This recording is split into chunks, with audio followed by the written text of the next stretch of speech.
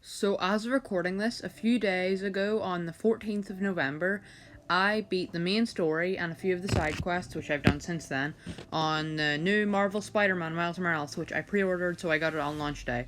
Now, so I'm going to do a review, but yeah, so this is a review of the PS4 version, because I don't have a PS5, because I can't afford one yet. I'm hoping to get one soon, well, maybe when they drop in price. I don't know. I can't afford one. This was on a PS4. So, yeah. Basically, this review is going to be split into three sections. I'm going to put timestamps in the description. Hopefully, they'll do the thing where they come up on the screen and stuff, and then you can skip to them. But yeah, section 1 is going to be a general review. So, just no spoilers, just the general section about kind of what I liked, maybe about the mechanics of the game and stuff. Section 2 is going to be the spoiler review, where I get into the story and some of the side missions. And section 3 will be the final, the final takeaway, my score for the game out of 10. So, and maybe even a percent, I'm not sure. So yeah, let's get on to section 1. So this is just the general section of the review. This is where I talk about the mechanics and not the suits. I'm saving the suits for the next section, spoiler section, because I don't want to spoil what the suits are for you. So yeah, this is the section for you if you're hoping to buy the game soon and you want to see what it's like. So, yeah, I will say that the swinging in Spider-Man PS4, you were experienced and it was fun. But in this one, the swinging, you're inexperienced, you're clumsy, you're like flying around everywhere. It's super fun. I could probably say that I'm not 100% sure, but I might just like the swinging in this game better than the swinging in the first Marvel Spider-Man game. Another thing I want to mention is the combat, and now I'm gonna say without a doubt the combat is far better in this one than in the first game, because in the first game it was pretty basic Spider-Man stuff. You got the webs, you got the wall crawling, and then you got the punching and kicking, but in this one there's the added bonus of the venom blasts. So, unlike the Venom Power, which is so fun to use. You also got the cloaking, the invisibility. So, it's super fun, this game. And, yeah. Okay. Trying to think of what else I can talk about for the general section. I'm gonna go over the three suits that you... the two suits, sorry, that you know about if you've watched any of the trailers. There's of course the classic suit, which is this one here, and yeah, it's just the classic Miles Morales suit, but it's kind of like the main suit in the game. It's like the advanced suit, but I'm glad they didn't kind of make the big white logo and change it up, because I kind of wanted to play as the classic Miles as the default. But yeah, I'll tell you what suit I use the most when we get to the spoiler section. But I did say two suits here, but the other one is kind of spoilery. I just realized that it hasn't been shown in a lot of trailers, so I'm going to leave that one out for now. Yeah. So, yeah. I'm really liking this game. Yeah, I'm around 75%, I think. And yeah, it's great. I think I finished the main story and I was at 63%, so that's pretty cool. It's just side missions and stuff. So, yeah, let's get on to the spoiler section. Okay, so if you have not played this full of the main story, and I'm going to be talking about some of the side missions as well, the ones that I've done. I've done all the side missions, just like activities and stuff and the prowler things. Sorry. But yeah, if you have not beaten the main story, please step away from this video. Use the general review section to gather your thoughts. Let that help you. buy a copy of the game if you're interested, and play it, and then if you want, you can come back and watch this section of the video and the next section. So yeah. Anyway, so I'm gonna give you a 5 seconds from now of just silence and then that's gonna be your time to leave. So starting now.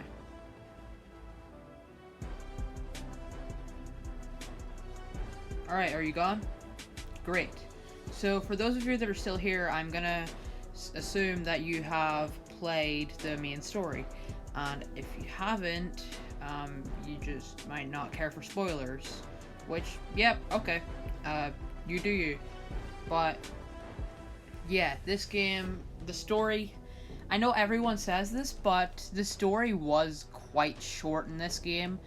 It was, like, I don't know, maybe around, like, 60% of the game was just story, and then the other 40% was side missions and like those little like prowler things and all the stuff like the scavenger hunt and all that stuff.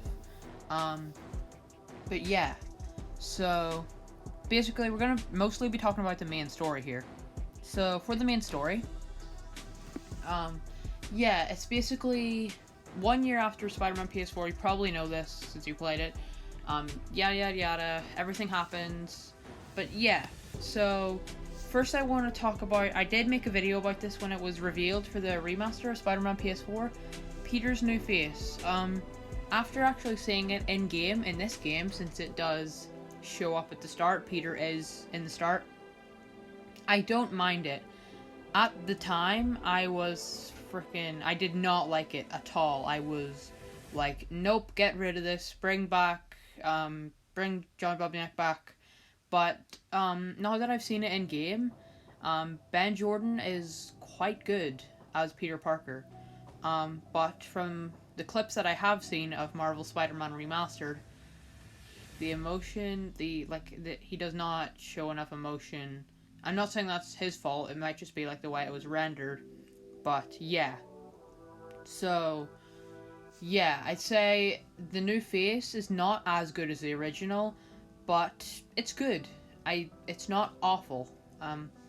But yeah, Miles' design in this game, his hair is a lot shorter than in the first game, which is kind of weird because it's winter. I don't know.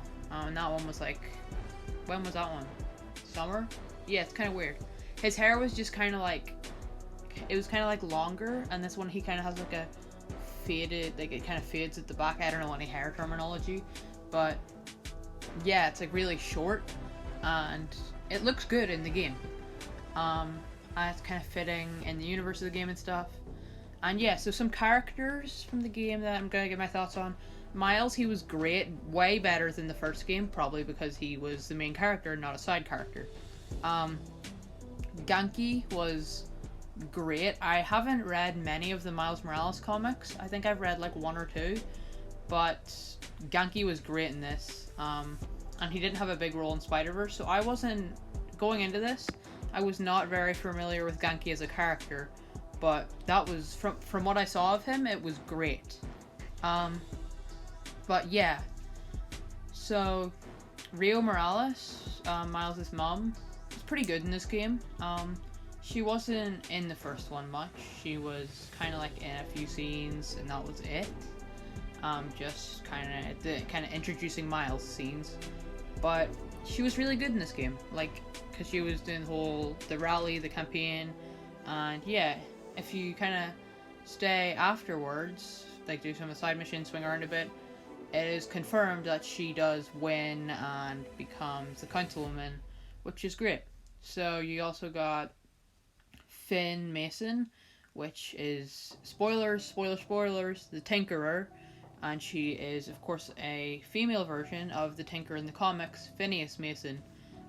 So when they introduced her, they weren't really doing a great job at hiding it, I'll say that, because Finn Mason and Phineas Mason, it's a little obvious there.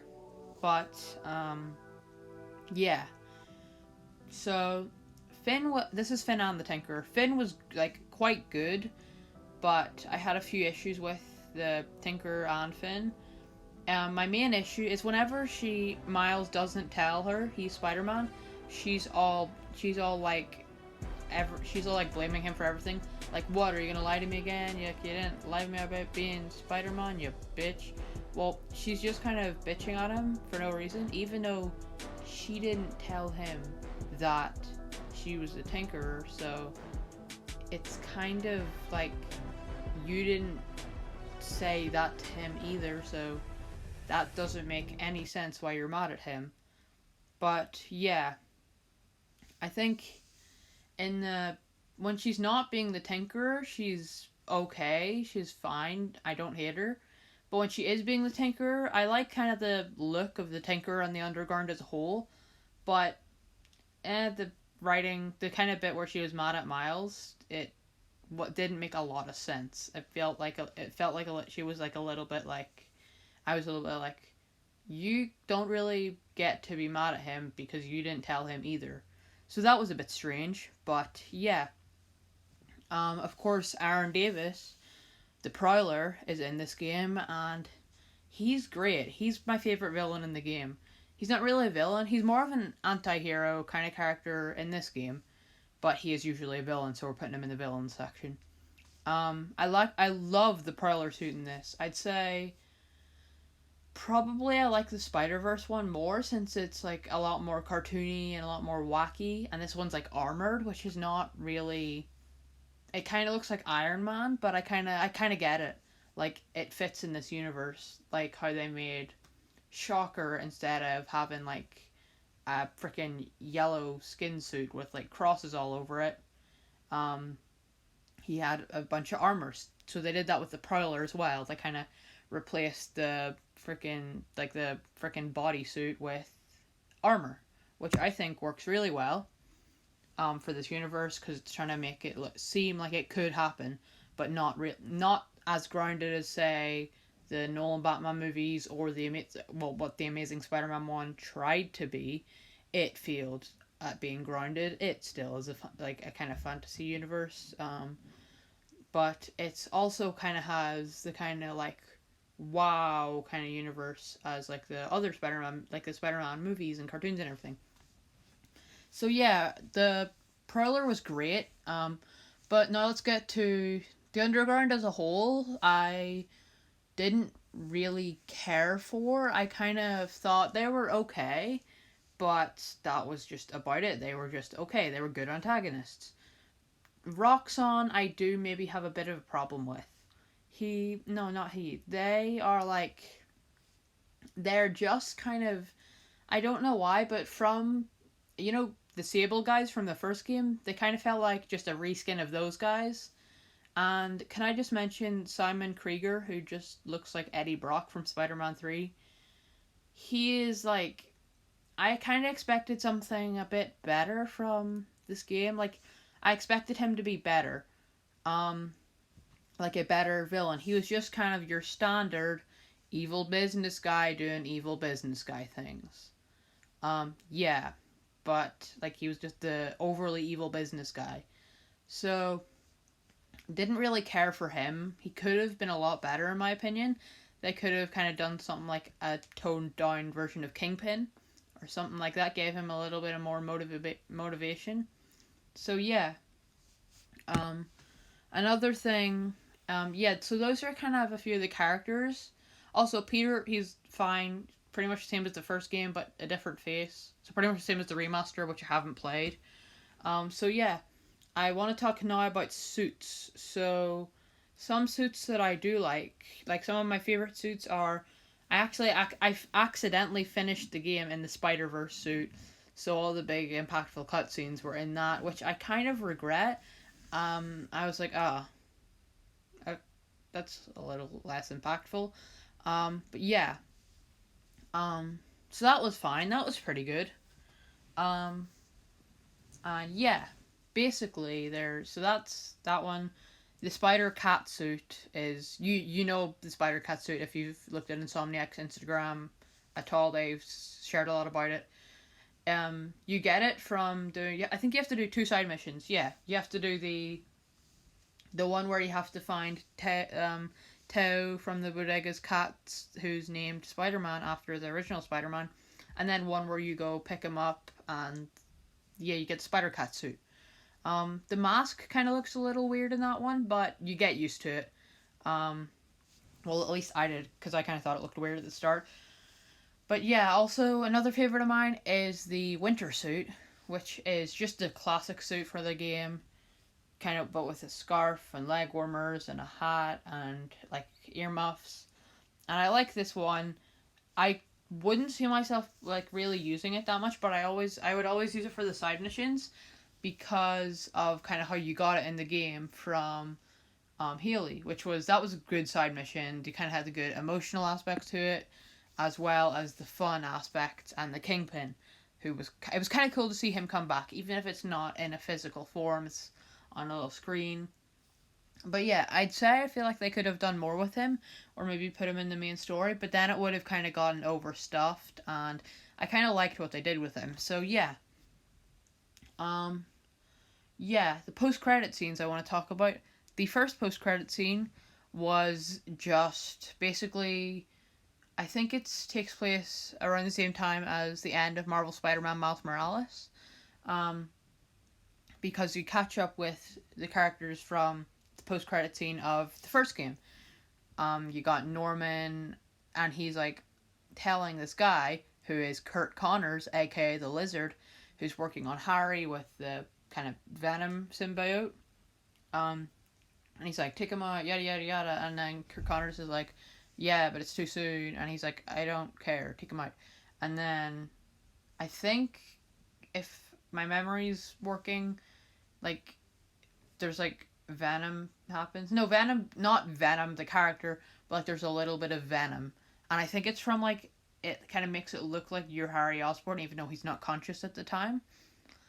But yeah, so that teases the Lizard, Green Goblin, and because Norman, I guess, and then Venom, which would be Harry Osborn, like in the Ultimate Spider-Man TV series. I don't think that was original to that, but that's what I remember it from. So yeah, another one, but that's for the sequel, the proper sequel to Marvel Spider-Man for PS4. So by the way, consider this. Do not go into this considering, I should have said this in the general section, but do not go into this considering it to be Marvel Spider-Man 2. You will be heavily disappointed. Go into this considering it as kind of a DLC, but no, not a DLC, kind of like a Marvel Spider-Man 1.5. So not like a full kind of sequel, but like a half a sequel. If you go into it with that mindset, this is not Marvel Spider-Man 2. This is Miles Morales' story. And it's not the sequel, but it's like a half sequel. You'll be fine. You'll love it. Now, me personally, I didn't play the Marvel Spider-Man PS4 DLCs before going into this. And yeah, you do kind of need to play them. But what I did, because, well, I'm going to play them at some point, but I haven't got around to them yet. Because I haven't like bought them yet. What I did was I watched a recap, like a quite detailed recap. I think I just looked it up on YouTube or something. And yeah, well, I just watched recap, so I knew everything that happened. And then I went into this game and enjoyed it. So yeah, final section, let's go. So here we are, it's the final verdict. So what did I think of the game? What am I giving it out of 10? I love this game. It's probably not good that my favorite game of all time is the first game in this series, and this is somewhere in my top 5 favorite games of all time. But yeah, I would give this an 8.6 out of 10. If I did review the first one, I'd probably give it a 9.4 out of 10. So it's not that much off the first one, but it's mainly the shortness of the story, which kind of the price is a little bit big for what you get with the main story, kind of brings it down a little bit. And if that's like 8.4 out of 10, did I say 8.6 out of 10? That's like 86% out of 100%. So that's pretty good. So yeah, this was my review of Marvel Spider-Man Miles Morales. If you enjoyed this and want to pick up the game for yourself, go pick it up. It's still in stock for all consoles, I believe. Well, where I live anyway, it is. And yeah, thank you guys so much for watching my review. Really appreciate it. I'll see you guys later. Goodbye. Remember, Miles, you're Spider-Man. My time.